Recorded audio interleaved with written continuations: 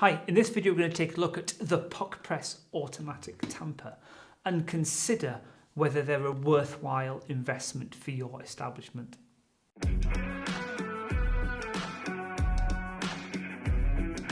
You know, these babies aren't cheap. You're talking about an £800 to £1,000 investment for one of these units. And they're not going to be right for every establishment, but hopefully in this video you're going to learn a little bit about, what they can do and why you might consider investing in one. Now you have the Q line here, which is a standalone tamper. It's going to stand next to your grinder, and you have the M line here, which is underneath, and your grinder will sit on top. So this is a great space-saving option for you. But before we consider whether they're worthwhile, let's talk about manual tamping, because effectively that's what they're replacing. At first glance, manual tamping is a relatively simple process, so why do we want to spend so much money automating it? Well, actually, it's more complex than you think, and it's critical to achieving a really good and consistent espresso extraction. So in trying to consider what's important about these, what I'd like to do is talk about what's important about this. So here's my brief guide to espresso tamping.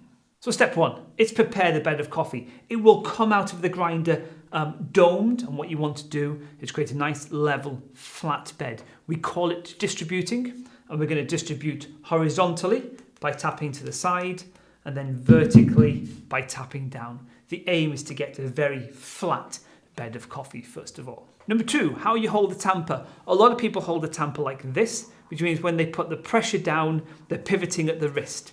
That causes two problems. Number one, the pivot changes the angle of the tamper, and you tend to dig this into the coffee a little bit, causing a weakness in the bed.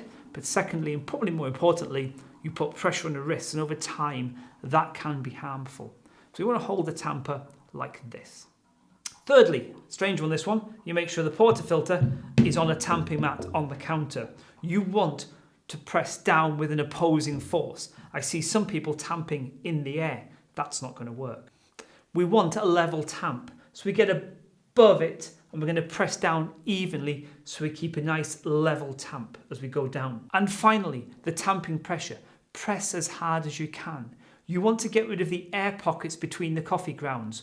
Once those have gone, you cannot squash those coffee grounds anymore. So tamp as hard as you can and then stop. And if you want to put a spin or a polish at the end, then please do so. I'm not sure it has any merit, but it kind of looks good. So quite a few stages to tamping a bed of coffee that you've got to repeat time and time and time again. And that's when we need to consider these two. Now, before you consider whether you want to invest in one of these pieces of kit, what I want you to do is think about, can you train this into your team? Can you train good quality manual tamping into your team? Now, if you think you can achieve that with the manual tamper, then perhaps that investment isn't worthwhile. But if you think that that is something that is going to cause a variance in your coffee production, then actually these become more value for money, because if the tamping is wrong, everything that follows after that isn't going to be as good as it could be.